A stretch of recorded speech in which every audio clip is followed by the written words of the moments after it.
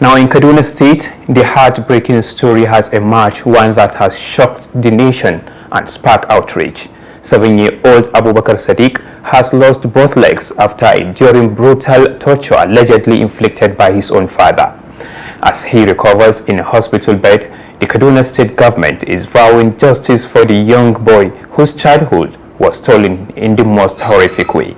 Bello Musa has more in this report. 7-year-old Abubakar Sadiq once ran around with other children in his community in the local government area of Kaduna State, full of life and dreams like any child his age. But today, his tiny legs are gone after a horrifying case of torture at the hands of his own father, Shagu. Now lying in a hospital bed at Bello Teaching Hospital, Abubakar Sadiq is in the early stages of healing, not just from the physical wounds, but from a trauma no child should even endure.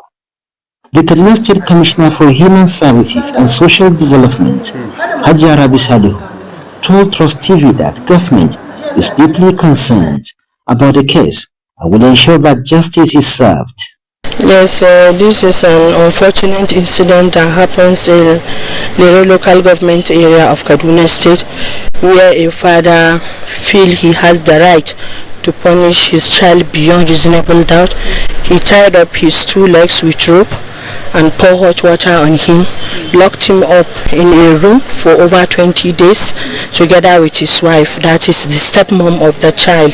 The child is just 7 years plus, so he was even denied food while locked up in the room. According to authorities, the horror began when Abubakar Sadiq allegedly committed an offense that led to his father to take extreme inhumane punishment.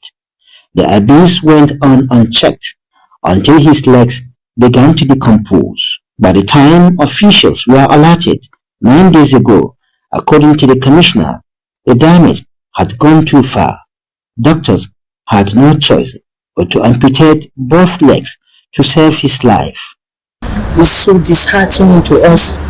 We have come here to rescue the child first, where the CMD and his team are taking good care of the child for over a week now. And Alhamdulillah, the perpetrator is in hand. Police have apprehended him and his culprit, that is the stepmom of the child, which we are, after police have finished their investigation, we are going to court by God's grace this week. Abubakar Sadiq's biological mother had long been separated from his father. He lived with a stepmother, who is now also under police investigation for her alleged role in the abuse. At Bello Teaching Hospital, the Chief Medical Director, Professor Musa shared the extent of the child's condition and the urgency of the surgical intervention. Number one, as you can see, the legs have been amputated below the knee, so that's crippling right at this age. So in future, have the only thing that he can perhaps survive is some artificial limbs to assist him to move on with life. The Kaduna State Government says it is taking the matter seriously. Commissioner Rabi Salihu issued a stern warning to parents across the state. Violence against children, women, and vulnerable groups will not be tolerated. We are not going to take this too lightly, as I said earlier. Child molestation, domestic violence, rape, abuse of all sorts of abuse on children or women. We don't take it lightly in the state. We will make sure that justice is done to this boy. As young Abubakar Sadiq begins his long road to recovery, his story stands as a heartbreaking reminder of the dangers children face, sometimes in the very place they should feel safest, home. Bello Musa, Trust TV News Kaduna.